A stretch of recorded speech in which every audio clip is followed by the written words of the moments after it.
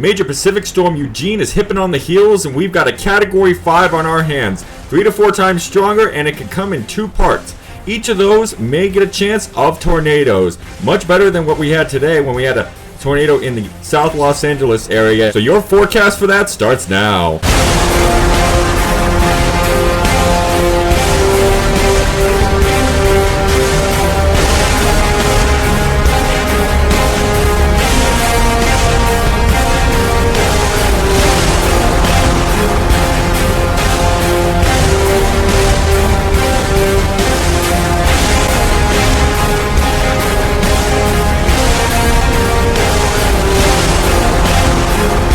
Okay, Major Pacific Storm Diane has moved away from the forecast area, leaving by a few scattered showers across the area. But other than that, it looks like that, yeah, we'll get some pop-up shower and convective activity overnight. Maybe it's kind of isolated, but other than that, it looks like that the main event is going to be happening when now Major Pacific Storm Eugene, Category 5, comes into the forecast area, starting on your Wednesday morning for areas west of Ventura, and then moving into the LAX area sometime around the noon hour. So anywhere between 11 a.m. and about 1 p.m. across the LAX area, then down the coast as well. This one will have a better chance of convection and a good chance of thunderstorm activity with it, and because this one has a lot more instability, about 2 to 3 times more than Diane, we will get tornadoes in the area. Since we did get a tornado, it looks like in the Los Angeles basin, a very weak one, it looks like that this one being 2 to 3 times stronger in that department, sometimes up to 4 times stronger,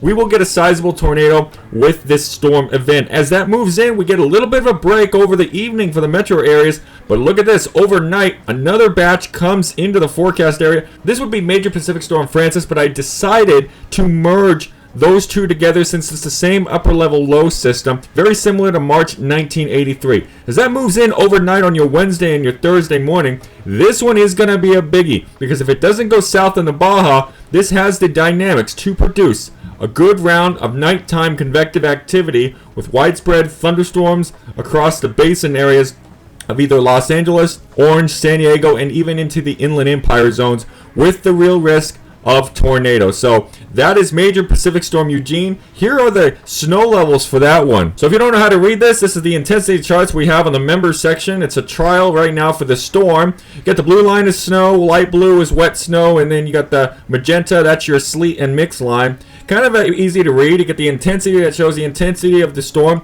Here's the Kern County Mountains. This is not the Tehachapi area. In fact, Tehachapi will receive less intensity of snowfall in the mountain areas above 6,000 and 5,000 feet than the Pine Mountain Club and Gorman Pass area will see. You can see that it doesn't get to the Gorman Pass till sometime wet snow, maybe overnight. So again, these are kind of warm systems. That's why the instability is pretty strong with it. Why we're going to be producing some thunderstorm and tornado activity to the south of the mountain areas.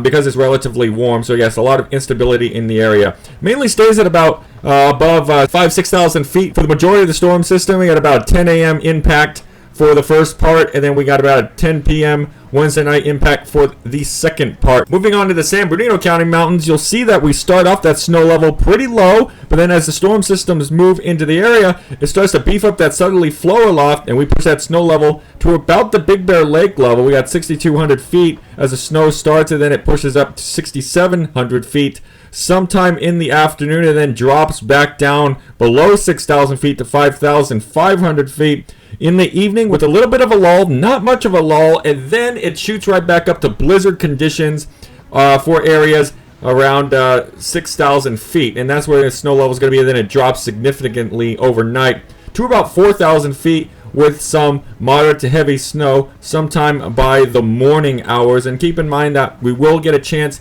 of getting some snow on the Cajon Pass just because of that drop that we see on this chart. Now, why are we seeing this worse than Major Pacific Storm Diane in the form of some tornado activity out there? Now, they'll start off as water spouts. They'll maybe even come into the basin as water spouts on the coast, but then develop in the basin as tornadoes. It's very possible. Here is the image through the early morning hours. We'll go ahead and go through the San Luis Obispo and Santa Barbara County areas. You'll see that the supercells moving towards the coastal areas. That blue right there is very calm wind, and that's moving to the southwest. You got this wind moving ahead of the storm system out of the southwest. There's a really good spin. So wherever you see this red and blue, those are your strongest spin points within the frontal zone that's going to be moving through the area. And this is about 7 a.m. going through the San Luis Obispo area on your Wednesday. Then there's 8 a.m., of course, 9 a.m., 10 a.m. About 10 a.m., 11 a.m. is when you start to get that into the Channel Island region. We get a little bit of a spin in the